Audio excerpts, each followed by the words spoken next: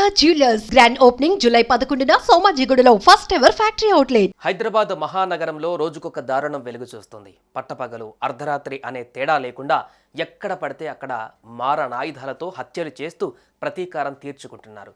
దీంతో నగరం రోడ్లన్నీ రక్తపు టేరులై పారుతున్నాయి. అయితే ఈ క్రమంలోనే తాజాగా ఓ భర్త కట్టుకున్న భార్యను ప్రాణాలతో లేకుండా చేశాడు. అతి కిరాతకంగా హత్య చేసి ఘోరానికి ఒడిగట్టాడు.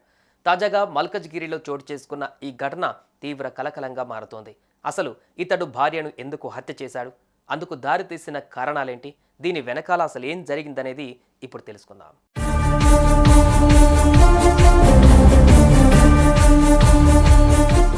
నగరంలోని మల్కజ్గిరి విజయనగర కాలనీలో రాజేందర్, కృష్ణకుమారి అనే భార్యాభర్తలు నివాసం ఉంటున్నారు. వీరికి చాలా ఏళ్ల కిందట వివాహం జరిగింది.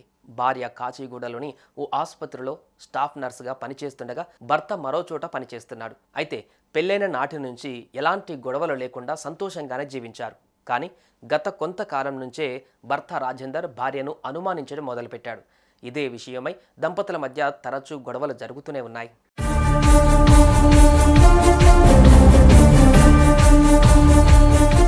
తాజాగా ఈ దంపతులు మరోసారి గొడవ పడ్డారు.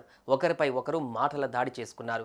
ఇక క్షణికావేశంలో ఊగిపోయిన భర్త రాజేందర్ భార్యపై విచక్షణారహితంగా దాడి చేశాడు.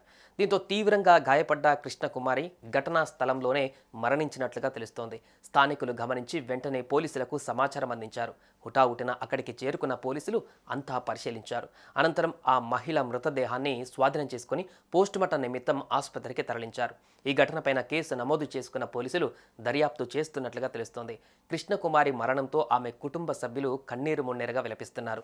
ఇదే ఘటన ఇప్పుడు స్థానికంగా తీవ్ర కలకలంగా మారుతోంది.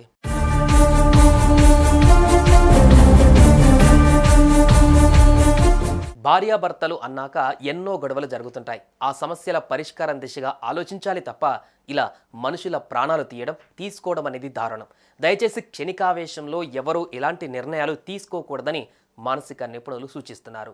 సుమన్ టీవీలో మీ పర్సనల్ అండ్ బిజినెస్ ప్రమోషన్స్ కోసం కింది నెంబర్కి కాంటాక్ట్ చేయండి.